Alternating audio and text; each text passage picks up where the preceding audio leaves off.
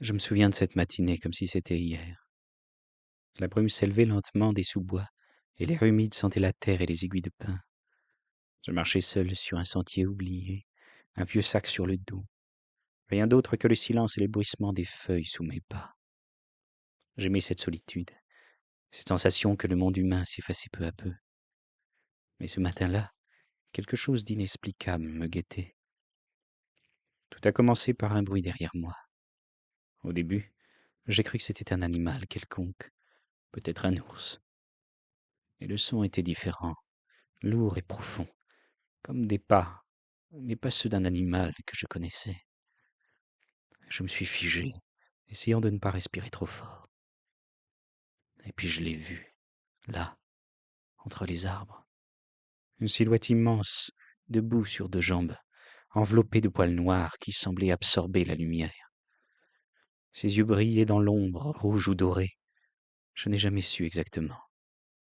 Mon cœur battait si fort que je pensais qu'il allait s'entendre à travers la forêt. Je voulais bouger, fuir, crier, mais je ne pouvais pas. Il y avait quelque chose dans son regard, quelque chose de profondément intelligent, presque humain, qui me paralysait jusqu'aux entrailles. Je savais que si je faisais le moindre geste brusque, il disparaîtrait, et peut-être jamais je ne le reverrais. Et puis comme pour confirmer que je ne devais pas bouger, il a reculé doucement, ses épaules massives se faufilant entre les troncs, silencieux comme l'ombre d'un arbre. Je l'ai perdu de vue en quelques secondes. Mais l'image de sa stature gigantesque et de ses yeux brûlants s'est gravée en moi à jamais. Le lendemain, avec quelques amis, nous avons décidé de chercher des traces. Nous avons trouvé des empreintes dans la boue, des pas immenses, plus grands que n'importe quel pied humain, parfaitement formés, et pourtant distincts de ceux d'un ours. Les photos que nous avons prises semblaient floues et risibles à ceux qui ne les avaient pas vues, mais pour moi, elles étaient la confirmation que je n'avais pas rêvé. Chaque pas semblait tracer une route silencieuse dans la forêt, une route que je n'étais pas censé suivre. Quelques jours plus tard, alors que je campais seul sous la pluie, j'ai entendu ce craquement près de ma tente, ce moment où chaque feuille qui tombe semble faire trembler le sol. Mon cœur a manqué un battement. J'ai braqué ma lampe de poche, et là, il était à quelques mètres, debout, massif et immobile. Je pouvais sentir son regard sur moi, analyser chacun de mes gestes. Et puis, sans un bruit, il s'est éloigné, disparaissant dans la brume comme s'il n'avait jamais été là. J'ai su, à cet instant précis, que je n'étais pas le premier à le voir, mais peut-être que je serais l'un des rares à raconter ce que j'avais ressenti. Depuis ce jour, chaque fois que je retourne dans cette forêt, je ressens sa présence. Parfois, j'entends un craquement derrière moi, ou je vois un mouvement furtif entre les arbres, et mon cœur s'accélère immédiatement. Les habitants locaux m'ont parlé du Sasquatch, des anciens qui racontent que ce géant poilu protège la forêt et ses secrets. Je n'ai jamais voulu le chercher ni le provoquer. Je sais seulement qu'il est là, quelque part, silencieux et patient, observant les humains comme nous observons les insectes dans une clairière.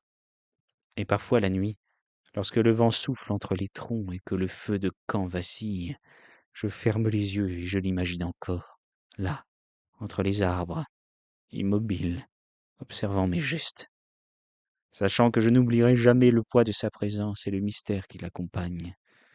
J'ai compris ce jour-là que certaines choses ne sont pas faites pour être capturées ni expliquées, que le monde recèle encore des secrets que nous ne pouvons qu'entrevoir. Et si je croise à nouveau ses yeux, je saurai qu'il est bien plus qu'une légende. Il est vivant, il est là. Il attend simplement que nous respections son monde.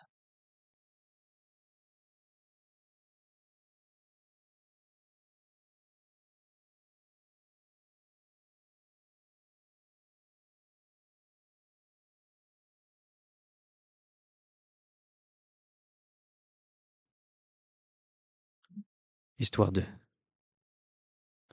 Je suis parti tôt ce matin-là avec mon fils pour aller pêcher à l'arc, dans les marécages près de Plum Creek, dans le comté de Monroe, dans le Michigan.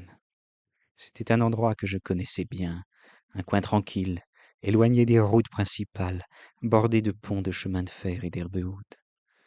Nous avancions dans le marais, mon chien trottinant devant nous, quand soudain il a aboyé et s'était lancé dans les buissons. Au début, j'ai pensé qu'il avait repéré un cerf ou un autre animal. Puis à peine une dizaine de mètres plus loin, j'ai entendu un bruit sec et sourd dans les arbres. Quelque chose venait de tomber. Je me suis retourné à temps pour voir une créature immense, massive, avec un pelage sombre, tomber au sol et se mettre à avancer vers nous à travers les broussailles.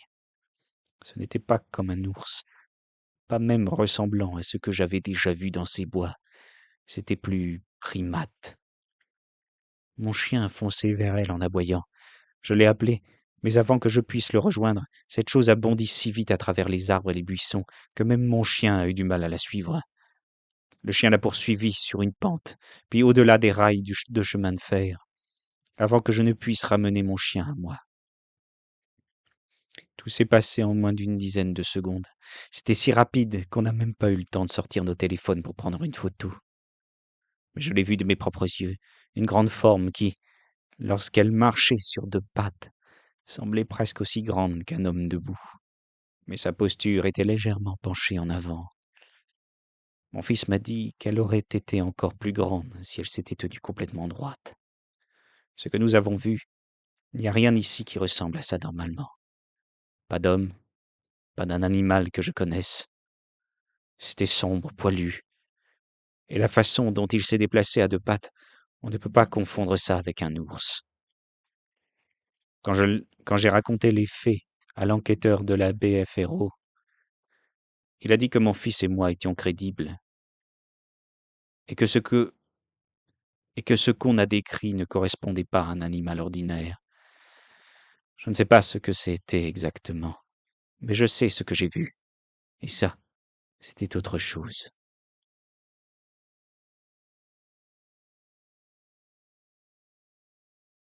Témoignage 3. Mon ami, mon fils de 3 ans et moi étions en train de faire de la moto dans une zone boisée, privée, juste à l'extérieur de Centralia, État de Washington. On voulait juste profiter de la journée et explorer les sentiers. On est arrivé à une clairière, et mon fils, assis devant moi sur la moto, s'est mis à pointer vers le sommet d'une crête de l'autre côté de la vallée. Je l'ai d'abord pris pour une distraction d'enfant, puis j'ai suivi son regard. Là, très loin, à environ un demi-kilomètre de nous, bien visible au sommet, j'ai vu une forme énorme et humanoïde marcher. Elle était d'une seule couleur, un brun taniforme, et elle avançait sans se cacher dans un terrain très accidenté, droit vers la limite des arbres. Ce n'avait rien d'un animal que je connaisse. La silhouette se déplaçait en marchant presque comme un humain, mais il n'y avait quasi aucun mouvement des bras, ce qui était très étrange. Et elle était énorme, facilement 3 mètres de haut, tellement grande qu'on n'aurait jamais confondu ça avec un humain.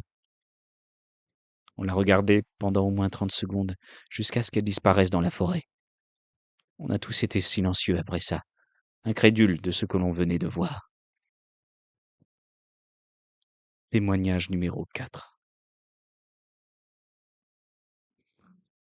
Je marchais avec un ami dans les bois, un terrain appartenant à mon ancien beau-père qui longeait le Duck River, près de Columbia, dans le comté de Maury, Tennessee.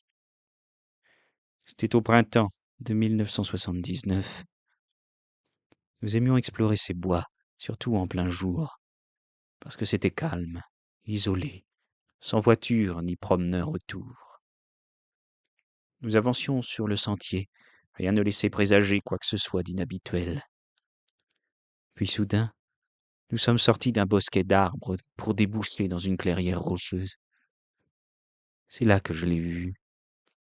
À environ 20 mètres de nous, il était là, debout, nous regardant. Il était énorme, bien plus grand qu'un homme normal. Si mon frère mesure 1,95 m, cet être était encore plus grand, plus massif, avec un corps très large et une musculature impressionnante. Il était couvert de poils d'environ 10 centimètres de long, d'une couleur sombre et un peu boueux, comme s'il venait de la rivière tout proche. Nous sommes restés là, immobiles, à nous regarder. Je pouvais sentir mon cœur battre dans ma poitrine, mais il ne montrait aucun signe d'agression. Il regardait simplement dans notre direction, comme s'il nous évaluait. Au bout de ce qui m'a semblé une éternité, peut-être une minute, il a tourné la tête vers l'endroit d'où il venait. Puis il a poussé un son étrange. Au début, c'était un grognement profond, mais cela s'est transformé en un cri aigu et puissant, presque comme un hurlement. Ensuite, il s'est retourné et il est parti dans les buissons, disparaissant aussi rapidement et silencieusement qu'il était apparu. Plus tard dans la journée, avec mon frère, nous sommes retournés à l'endroit où nous l'avions vu. Et là, nous avons trouvé quelque chose de surprenant. Un arbre d'environ 10 centimètres de diamètre, situé à 6 pieds du sol, qui avait été tordu et brisé en éclats, comme si la créature avait utilisé sa force immense pour l'endommager. Ce signe, ce dommage visible, m'a montré que ce que nous avions vu n'était pas une illusion ou une hallucination. Quelque chose de réel et de très fort avait été là. Cette rencontre m'a marqué à jamais. Je suis chasseur, et je passe beaucoup de temps dehors à observer la faune. J'ai vu des cerfs, des ours, toutes sortes d'animaux sauvages. Mais rien ne ressemblait à ce que j'ai vu ce jour-là. Je sais ce que j'ai vu, et je sais que ce n'était pas un animal connu. Je ne peux pas dire ce que c'était exactement, mais cela n'était ni un homme, ni un ours classique. C'était autre chose.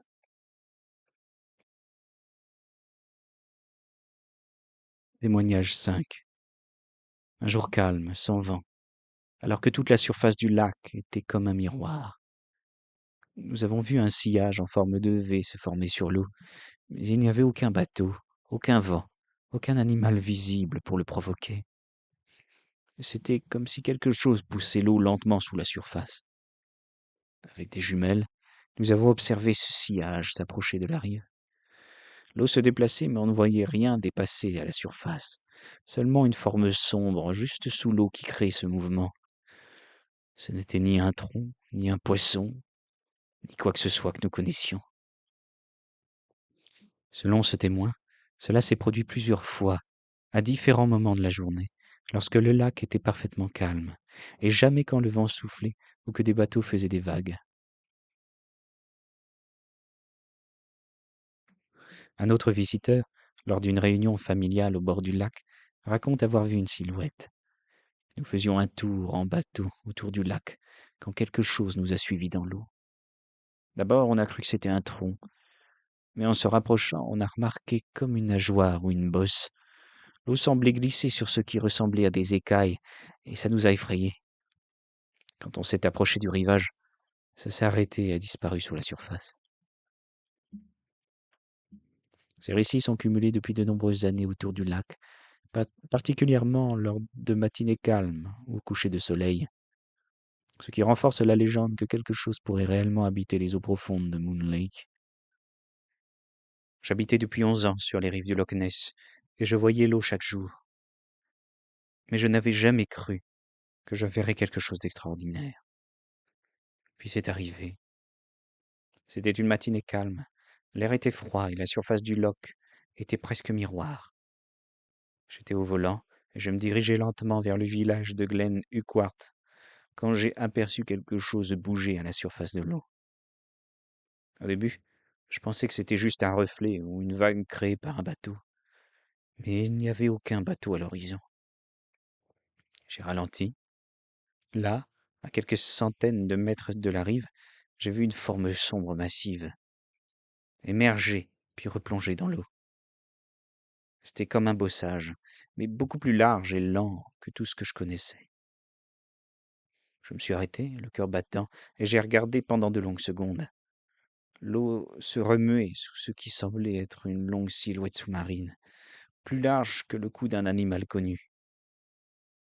Je n'ai jamais, Je n'avais jamais vu quelque chose d'aussi lentement majestueux. Ce n'était pas un poisson ni une vague ordinaire. Ça déplaçait l'eau de façon régulière, nette, laissant derrière soi ce léger sillage en V. Pendant ce moment, j'ai pensé à tous ceux qui avaient parlé du Nessie, toutes ces histoires fascinantes et controversées. Et là, devant moi, j'avais l'impression que le mystère devenait réel. Après quelques minutes, la forme s'est doucement enfoncée dans le loch, et plus rien n'est apparu. J'aurais aimé l'avoir filmé, pris une photo, mais tout s'est passé si naturellement que je ne pensais pas sortir mon téléphone.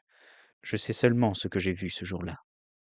Quelque chose de grand, étrange et indéniablement inhabituel dans les eaux profondes du Loch Ness.